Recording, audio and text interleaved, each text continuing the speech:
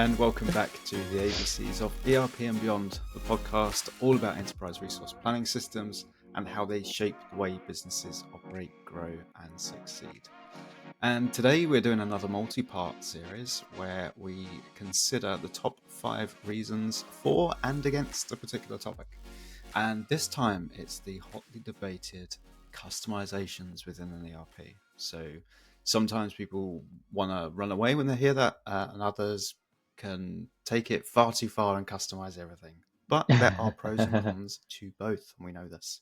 Yes. So join us in part 1, where we're going to talk about top 5 reasons why you should consider customizations when you're doing your ERP project. And then don't forget, part 2 will follow on in 2 weeks' time, where we discuss the top 5 reasons why you might not want to consider customizations in your project. And of course, I cannot do this without my fellow co-host, Nirav Shah. Welcome back. Hello, Peter. Happy to talk about this subject. And, I've seen a lot of different scenarios when it comes to customizations. Doing this for 25 years, you sometimes have to scratch your head and say, why did we do that customization? Right? And then sometimes you got to say, we have to do this customization. Otherwise, your business is just going to take too long to ship something. It's going to take too long to do something else. So, it gets very tricky. It's like a slippery slope when you talk about customizations, right? Because to customize or not to customize. By the way, that should be the title. I like that title, actually.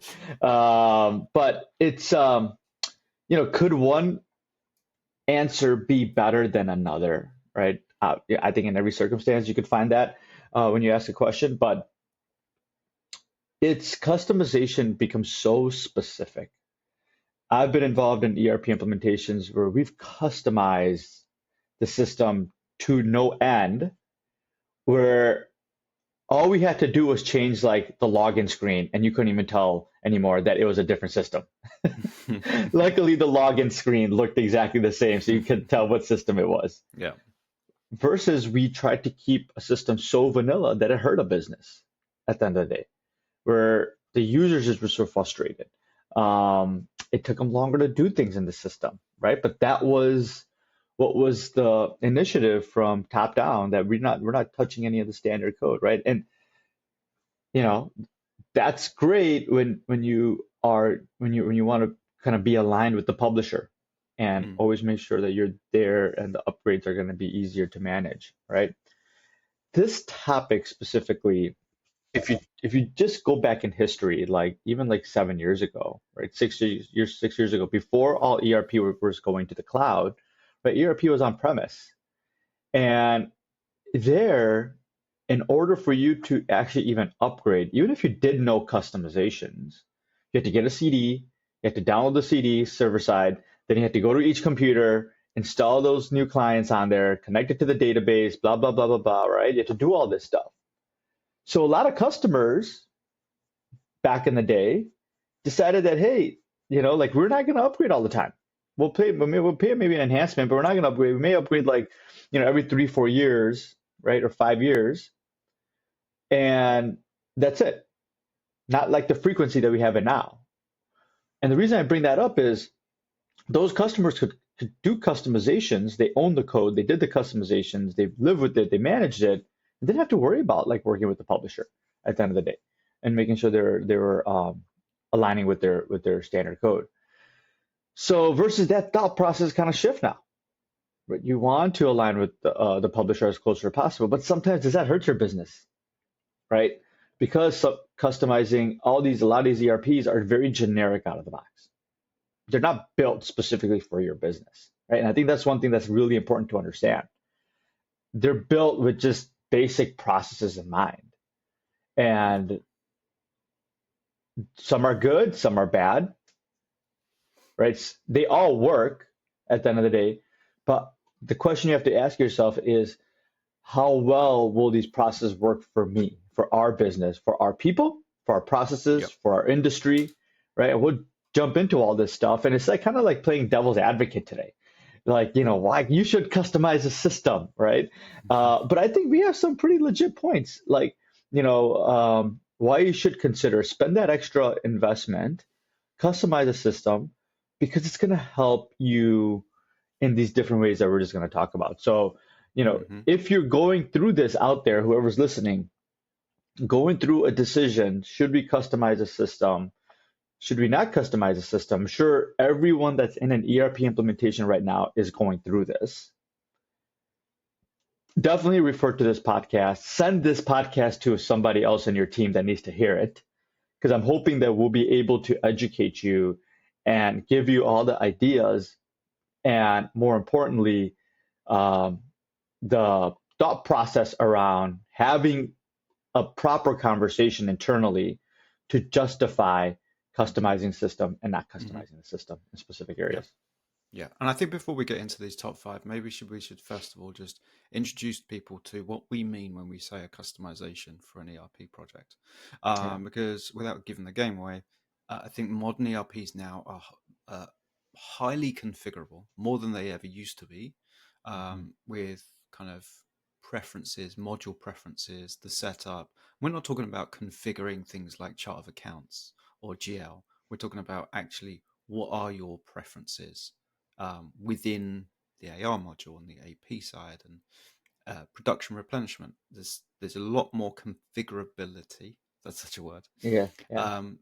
And I know it's easy to think, well, is that a customization? So, and we know that there's a strict line between what is a configured item versus a customized item. So, what do we mean when we say customization? How do we know that when our ERP partner says to us, right, that needs a customization? What are they Yeah. actually talking about? Yeah. It's where there's a known, right? Known logic, business logic gap. So based on what process or scenario you're discussing, to see if it's fitting, it's going to fit inside the ERP, meaning, you're going from point A to point B to point C in a logical way. And the outputs of that, right, are timely and the desired, you're achieving the desired results, right, from that specific business process. And if you can't do that by way of configuring the system, meaning you activate a flag, you activate a functionality, you activate a module, you activate, you add data in specific fields that will then display data in other places in different modules to achieve that expected output. If that doesn't happen, if there is no bridge, right? These are relational databases. If there is no bridge to get you from that point A to point B, that to me is a gap. Yeah. And in that gap, you have to identify what's the best way to fill it, right? That's just a whole nother discussion as well, because what business logic are you going to put into it, right? You just don't want to slap on something and then realize down the road, oh, what we did, customization on the sales order module, isn't going to really work on the shipping side because some of that data doesn't come over, or we Yeah. screwed up, and now when we post that information, that extra data that we put in on the sales order side doesn't show up on our historical data. So you kind of have to have like this full complete look at not just what it's doing for you now, but how else are you going to use that system, Hmm. the outputs Hmm. and the expected, right, result of that and what you're looking Yeah. for. So um, a lot of times it has to be a customization where you're taking core business logic and you're adjusting it. You're taking the standard code and you are writing code on top of that for the Yeah. system to behave a different way other than what it was designed to do. That is a Yeah. customization. Okay. A personalization, on the other hand, Peter, as you mentioned, is the ability to use what's available out of the box and configure it, redefining not from a code perspective, but your business process flows on how you're using the Hmm. system and what's available out of the box. Yeah. The way I think of it is, and what I'd say to people is think of a configuration as like using the knobs and the switches that you get with the Hmm. or with what the ERP gives you. Like that's the ERP toolbox. Yeah. And a customization is when you have to break out like outside of that. And now you're looking at adding underlying logic within the tables. The table might not even exist. Mm-hmm. Like you say, there's a Mm-hmm. relational database underneath, might not Mm-hmm. exist to be able to build that, or to be able to allow that business logic to work in your new ERP. So Yeah, if you can't do it with the knobs and switches that you've got, then you would have to look at a customization. But I think exactly. before you even get to this stage, because it's easy to go, oh yeah, customization, great, we can do that business logic in our new system. I think you should challenge yourself before you even get to this stage when you're going through discovery phase with your ERP vendor, where you can talk about your current business logics with them. And of course, you might only know of your one business Mm-hmm. and Mm-hmm. how that runs. Your ERP partner has probably done 50 implementations Yeah. of similar type of business that you are. So I hope that people lean on their ERP partner here and listen to the alternatives to the business logic that you run at the moment. And I think you, as the customer, should challenge yourself to go, right, we're going to have a shiny new system. This is our opportunity to pick apart Mm-hmm. our business logic and say, do we really need to do this anymore? Is this something we're Right. doing because that's the way we've always done it? Mm-hmm. Rather than, I guess we'll pick this up on part two, Mm-hmm. where don't just go customize everything. Like Yeah, challenge yourself as a business for to real. say, do we need to do this anymore? Is there a better way? If we tweak our business logic, can we now just configure the system and meet in the middle Mm-hmm. rather than being rigid and go, nope, we're not going to change a thing, which then Right. forces you onto the customization, on the customization path. And then it's kind of like this sunken cost fallacy. It's like we're too deep into this. Development has already started. And then you end up with a bunch of customizations that Oh maybe yeah. you could have avoided. Um, but I guess we'll Yeah. park that for part two, right? Yeah, and it's a great point. And I think what we're going to talk about a little bit on part two is, are you customizing too early? Just because you saw the system, like one module, doesn't mean we have to jump the gun and customize. Let's look at how the rest of the process works and then make a judgment, right? That, hey, will this full process work for us? It's easy to look at a customization just in a silo, but you kind of have to look at the big picture. How do all the other pieces fit together, and then determine what, A, if you need a customization, and B, if you do, what's the scope of that customization after you've seen it all. Mm-hmm. So Mm-hmm. yeah, Okay, let's get straight in. let's Top do it. five coming up. So let's start with the top point one, um, which we kind of already broken Customize, into here. customize, customize, customize, customize, Customize everything. customize. I guess one is just the very nature of having a customization allows you to fit in a unique business process.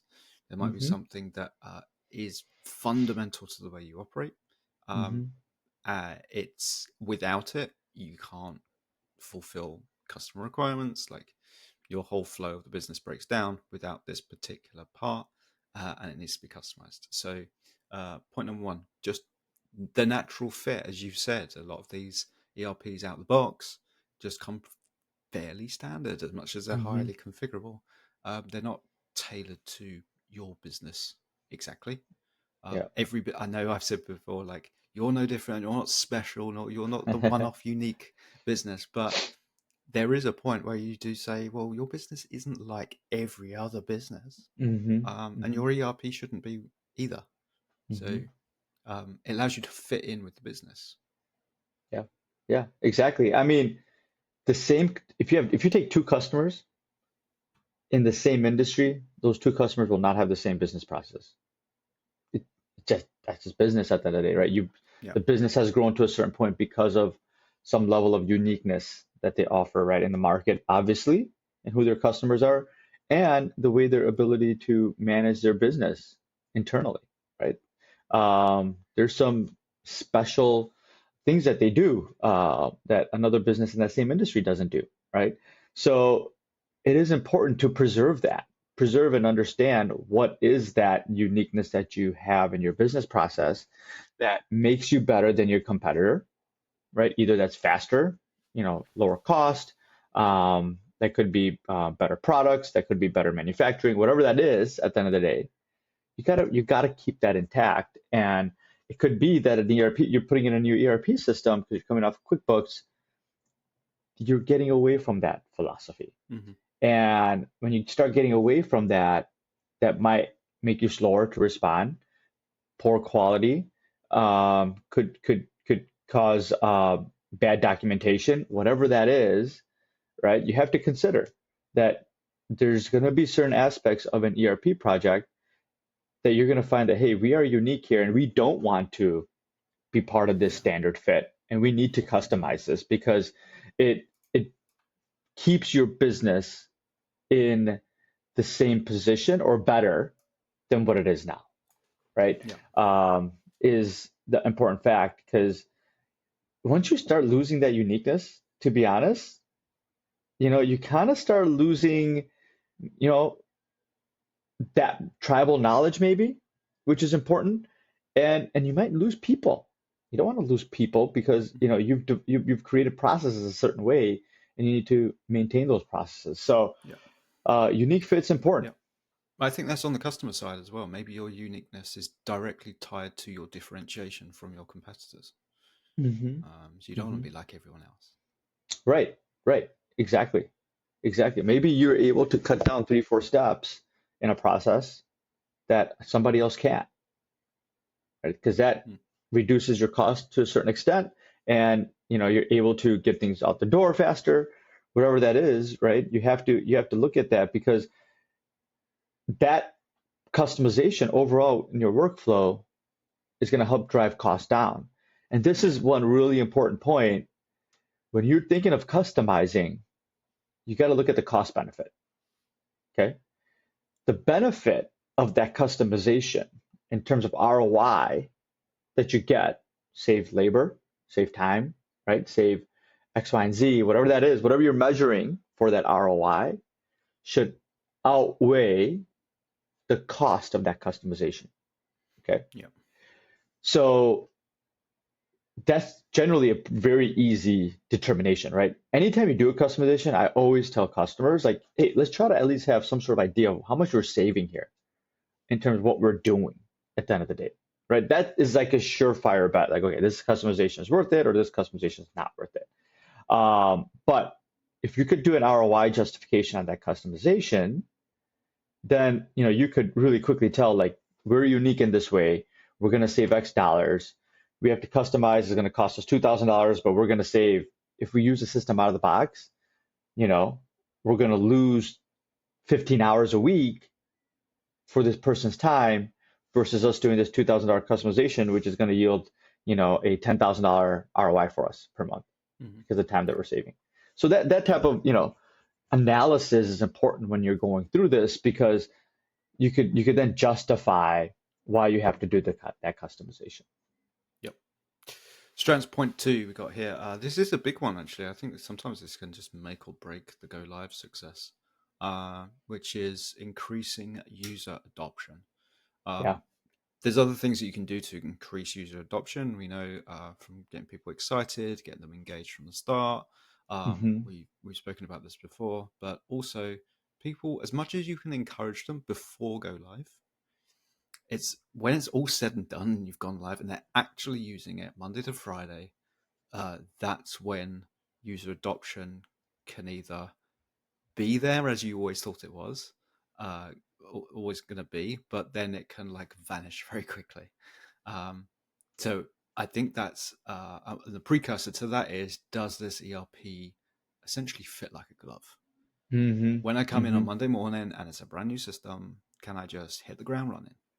If I can't, user adoption is lost. Like, bang, gone. And I think customizations can help here, right? Trying to get something in front of someone that they're almost already used to. I'm thinking about customized screens maybe here.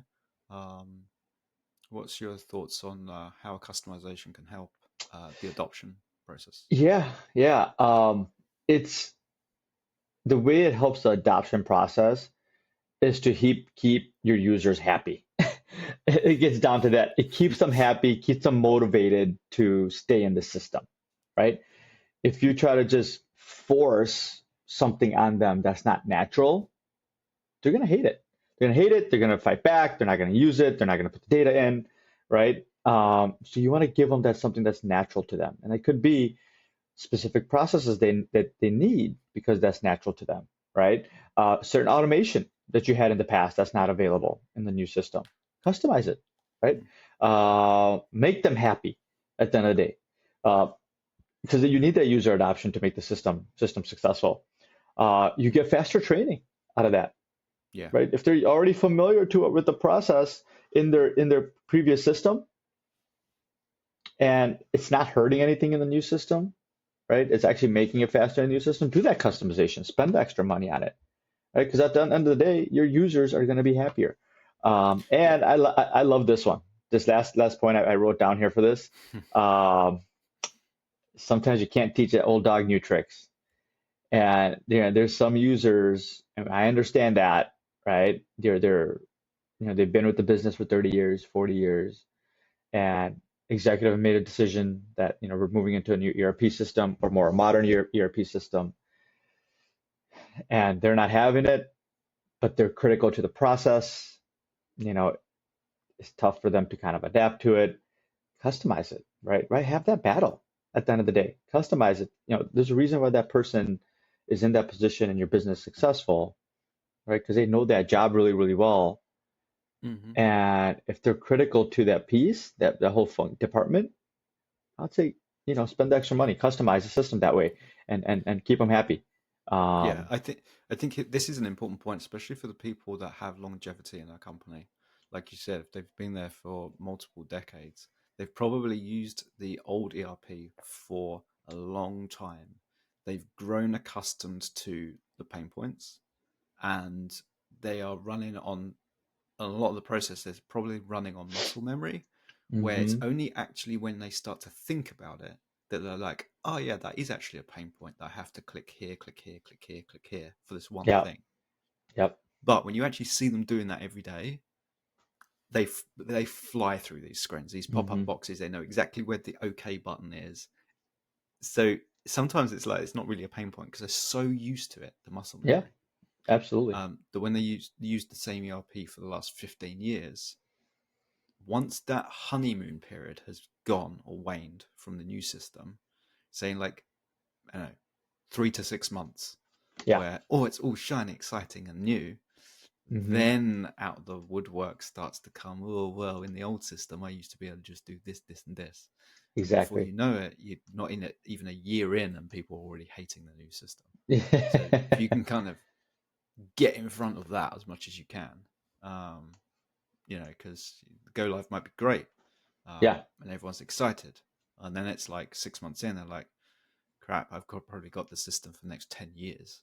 Like, exactly. if you can kind of get in front of, I know some of this is probably crystal ball gazing, but if there's any opportunity to get in front of that with a quick customization that gives them something that looks and feels like what they used to, as you said, can't teach an old dog new tricks. Um, Exactly. you might need to do something here. Yeah, they could be your right hand, right, in that department, and they just need that to function, right? Can they do the same thing like with 4 or 5 extra clicks? Most likely they can, but does that make them efficient? They've created a very efficient flow in their space, and it works for them. Make that investment, do that customization. Yeah, and these might be the people that are training the new people coming through. hmm hmm And you don't want to get off Yep. on the wrong foot of people that have been told about this wonderful old system, and you used to be able to do this, but now we have to do it this way. Yeah. You don't want that kind of trickling into people that know no different. Right. Exactly. Exactly. Point number three, following on, I guess, from point number two here, is not so much better user adoption here, it's almost better customer adoption, or at least hmm customer integration.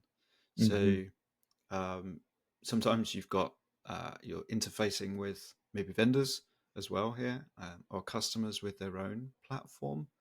I'm thinking like EDI.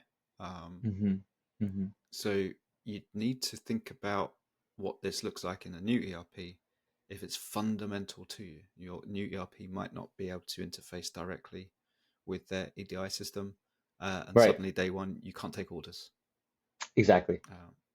Customizations come in right here, don't they? Absolutely. And I like this area of customization, to be honest with you.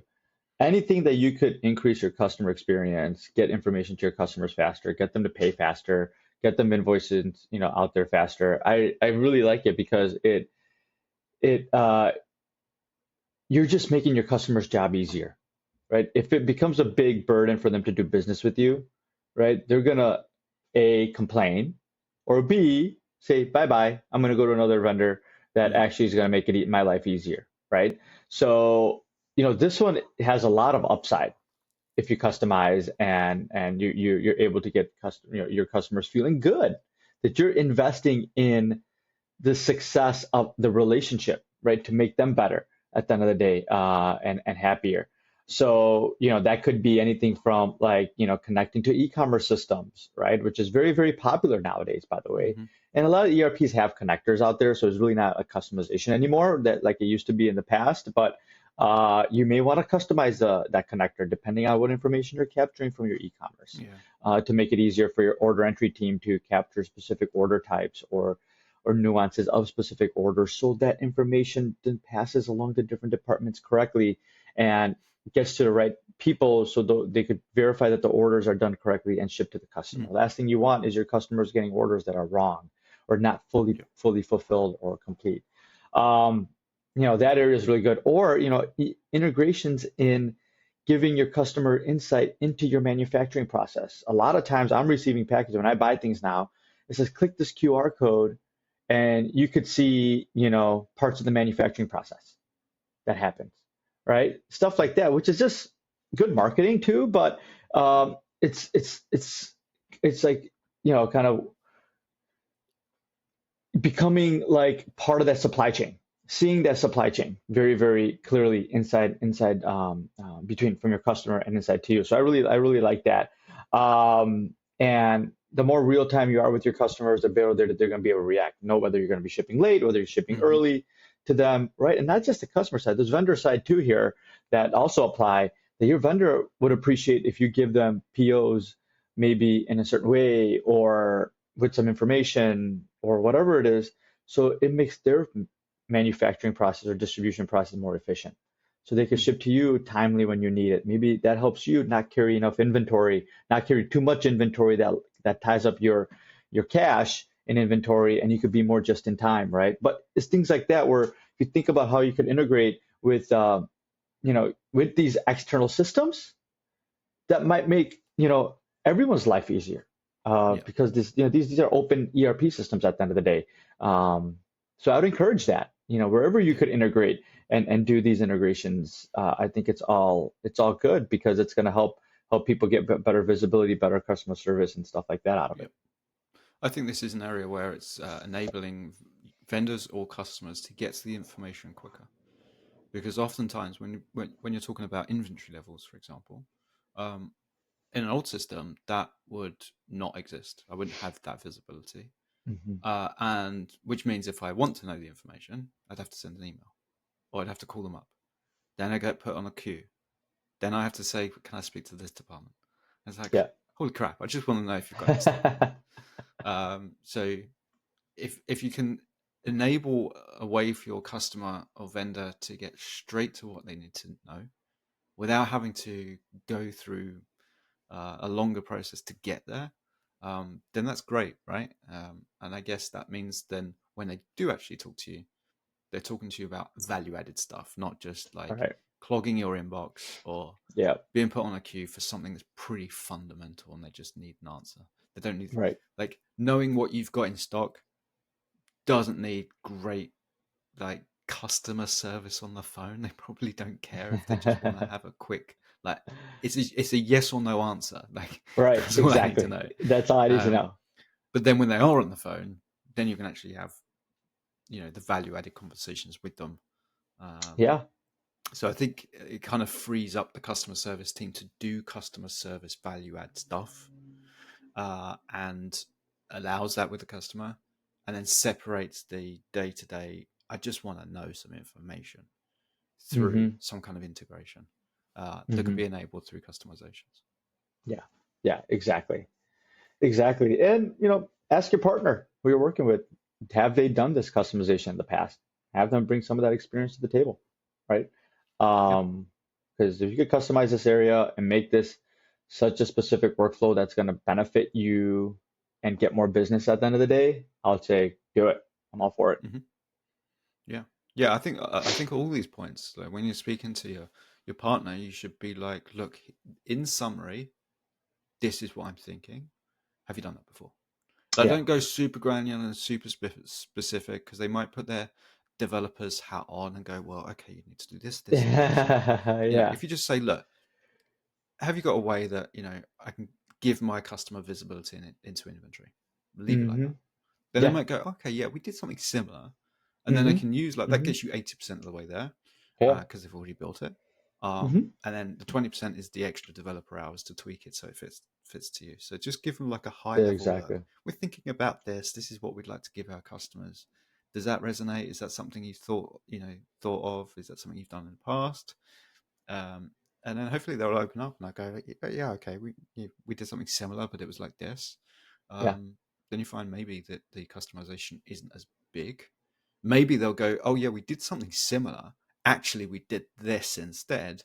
And again, this might be an area where you can kind of meet in the middle again.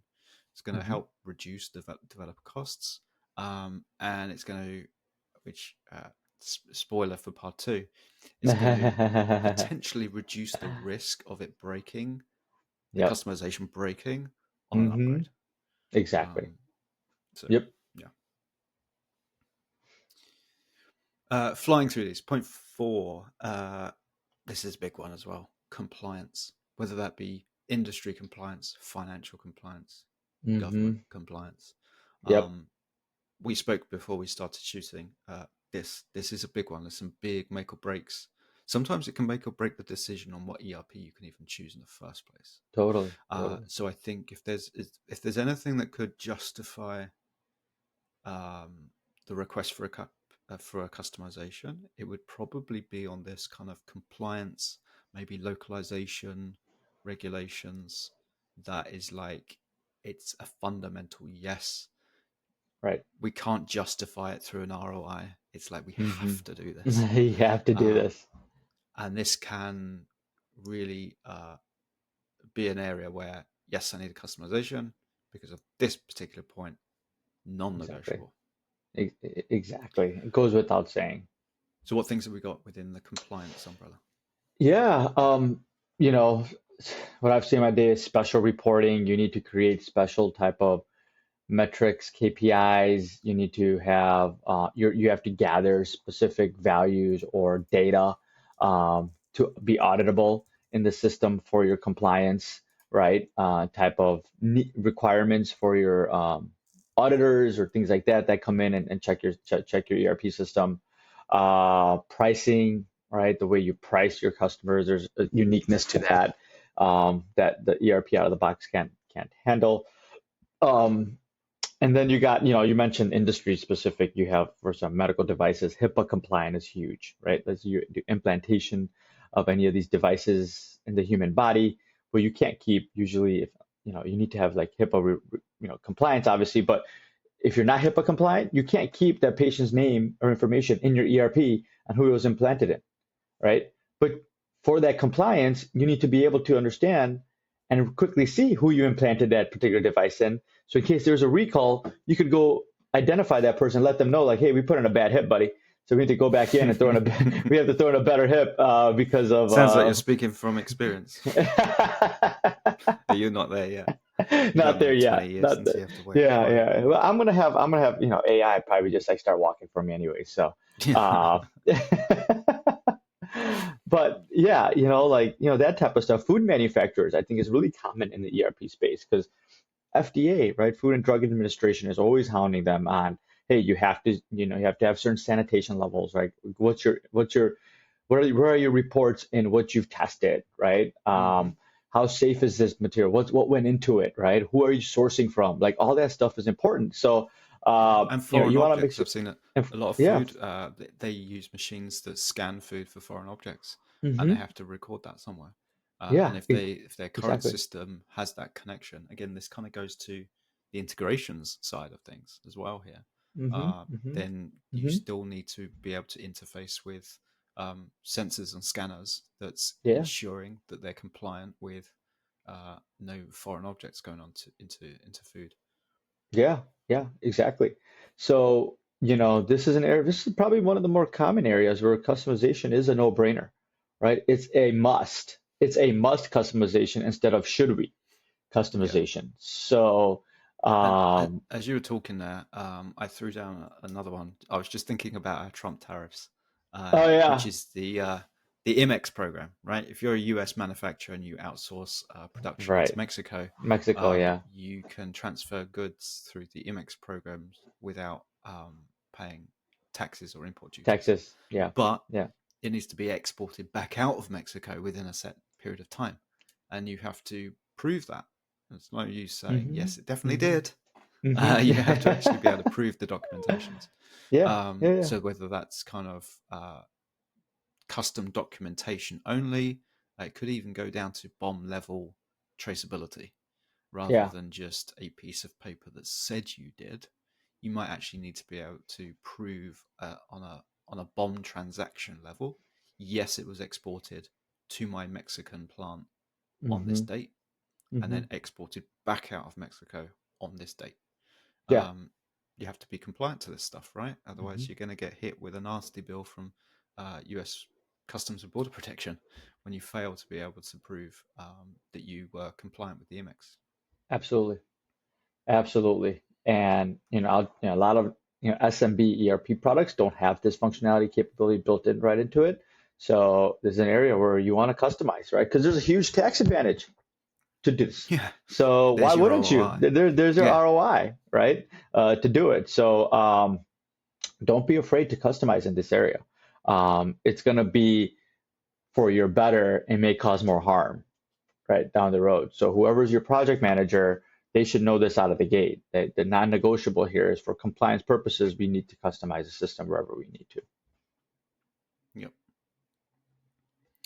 Okay, fifth and final point here, um, which I guess kind of wraps up the first four that we have.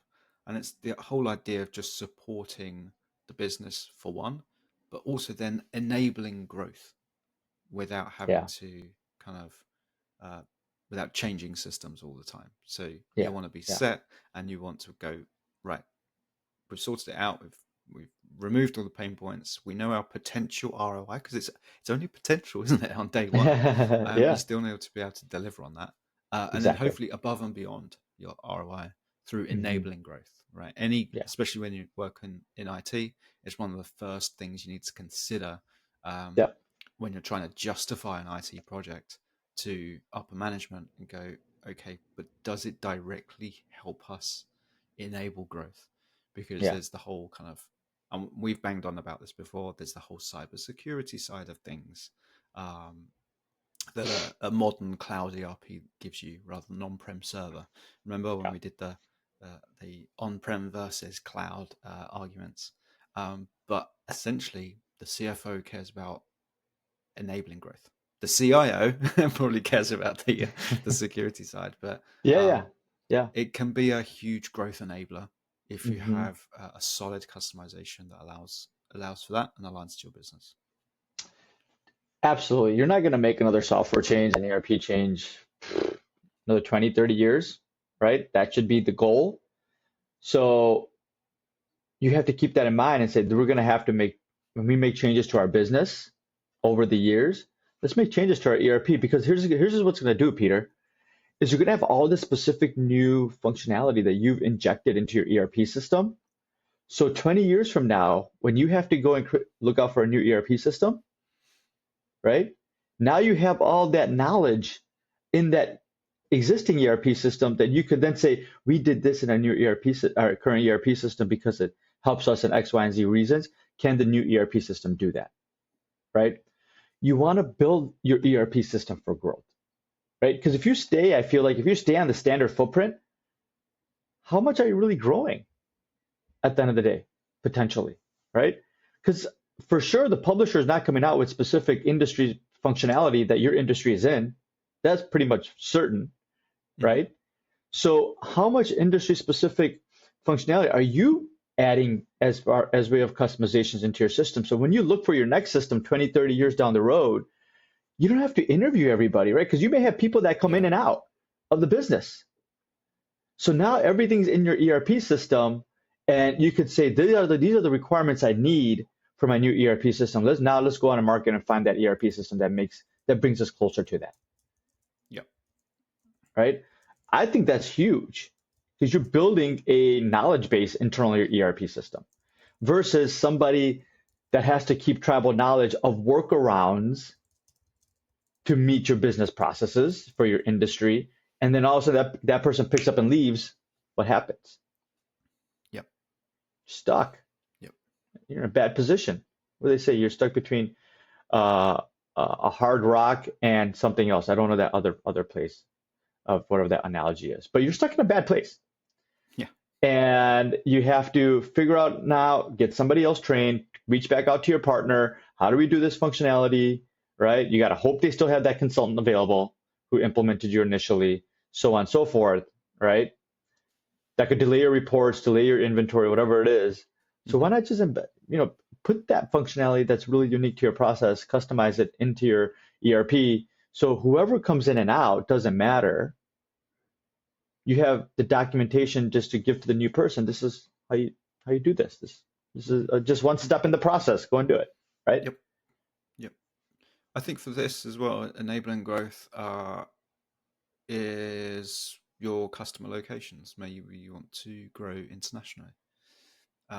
So you're just a domestic manufacturer and you want to be able to expand your horizons. I guess this kind of ties into point 4 on the compliance side. Maybe you just can't. You can't grow because you're not compliant with your end customer's location. I know a lot in Europe, a lot of countries are going to e-invoicing. For example, Italy. Italy's already live on that. They have their SDL system where every invoice has to go to the tax authority first, digitally, instead of going directly to the buyer. And the system, the SDL system, automatically kind of verifies it, timestamps it, gives it digital signatures. And it's only once it's been accepted through their system does it actually get delivered to the end customer, who can then pay for your goods that you've sold them. And this is like mandatory. If you can't do e-invoicing and integrate with the Italian SDL system, you can't do the business with them. So, these can inhibit growth areas if you don't think about this. Exactly. So your shiny new Shopify integration. Yeah. No point in having it if you can't do business there. Yeah, exactly. We sell everywhere except these 50 countries. Darn. Move on to the next customer. Move on to the next vendor who can supply this for me. I guess I'm going to put a sixth tip that I just thought about when I I like it. this. I like and it. It's going to straddle part 1 and part 2 because maybe I'll put the bonus tip on. I'll use it a second time on the part 2. But for me, this is before you jump into the customization, look at if there's a third-party solution that already can be integrated to your ERP. Peter, you're giving away our next post here. Okay, fine. I'm going to just leave it there. I'm going to leave it there. Fine. I'm just saying, before you go in for like 500 developer hours and there's like this thing that already plugs in. Exactly. Yeah, no, and that's a really interesting market. If you want to put some hooks in for the next episode, a lot of this stuff that we kind of talked about could be substituted with a standard ISV. And we'll talk about that because there's some interesting, things happening in the ISV community that, people are picking up that these are gaps and they're filling it really, really fast, um, which is nice. So, Yep. I'm not going to say any more then. Okay, we shall go back. Top 5. Top That's 5. it. Yeah, there you go. And the spoiler for part 2. Yeah, spoiler alert. Good. I think this has been really good, though. I hope that this has opened the eyes of some people that might think that customizations is this scary, expensive thing that you should run away from and completely avoid at all times. I think you can really limit your ability to succeed on a new ERP if you have that mindset of just like, nope, Hmm. vanilla, out of the box only. Anything Yeah, else, you're doing it wrong. I yeah. don't think it's that these days. No, I don't. And it has to be a healthy conversation. It can't just, customizations can't have a negative rap to it, right? I know some publishers and stuff like that, like, no, keep it vanilla, keep it vanilla. But that's not reality, right? I think you need the buy-in of your people, you need buy-in of your customers, you need buy-in of your growth of your business. And that's going to require, right, breaking away from the standard and doing something that's more beneficial to you. Have that healthy conversation, and know what your ROI is.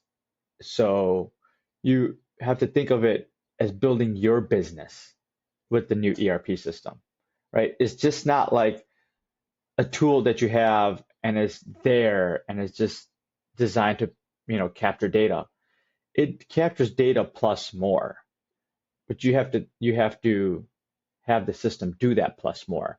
And that plus more is your kind of what I'll say secret sauce potentially of things you need to be successful in your business and that ERP system could provide to you.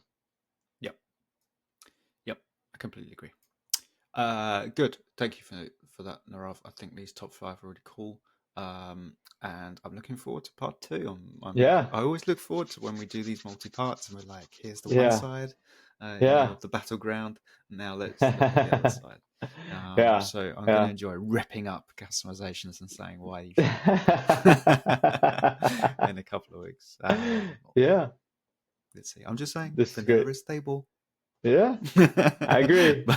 I agree, but but go and check out this episode, Pete. yeah, yeah, exactly. I'll tell you this. I'll leave with this today. I have, okay, outside of the small user license, 1 or 2 users, I've never done an ERP implementation without a little bit of customization at a minimum.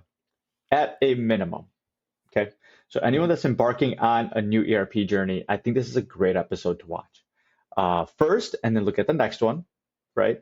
And make a proper decision on which route you want to go on enhancing the system. So, Yep. Good. I'm looking forward to that, and I will catch you on that episode in a couple of weeks' time. So thank you once again. absolutely. Enjoy the next 2 weeks. Yeah. And I'll meet you back here for part 2. Awesome. Have a good one. See you, Peter.